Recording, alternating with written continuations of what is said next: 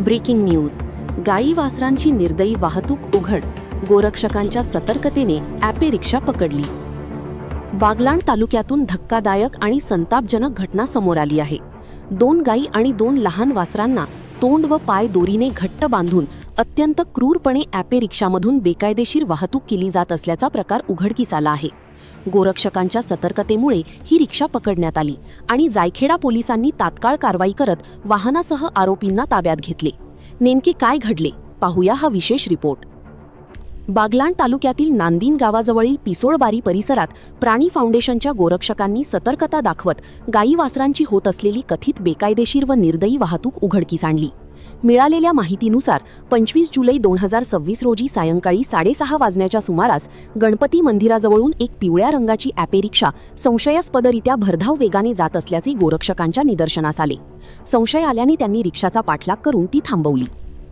रिक्षाची पाहणी केली असता त्यामध्ये 2 गाई आणि 2 वासरे तोंड व पाय दोरीने बांधून अत्यंत क्रूर पद्धतीने कोंबलेली असल्याचे आढळून आले.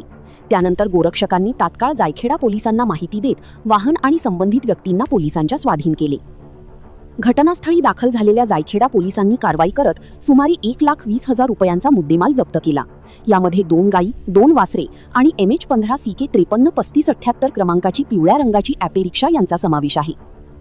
या प्रकरणी पोलीस शिपाई सागर जगताप यांच्या फिर्यादीवरून सोमनाथ मोतीराम शेवाळी आणि प्रशांत माणिक मांडवडी दोघेही चौगाव ता सटाणा यांच्याविरुद्ध जायखेडा पोलीस ठाण्यात गुन्हा क्रमांक 305/2026 अन्वयी प्राण्यांना निर्दयतेने वागविणे प्रतिबंधक कायदा 1960 तसेच मोटार वाहन कायद्यानुसार गुन्हा नोंदविण्यात आला आहे. या प्रकरणाचा पुढील तपास पोलीस हवालदार SB बच्छाव करत आहेत. गोरक्षकांच्या सतर्कतेमुळे हा प्रकार वेळीच उघडकीस आला आणि 4 मुक्या जनावरांची सुटका झाली.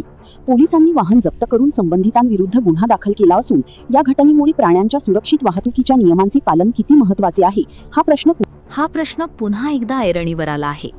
या कारवाईनंतर परिसरात गोरक्षकांच्या तत्परतेचे कौतुक होत आहे.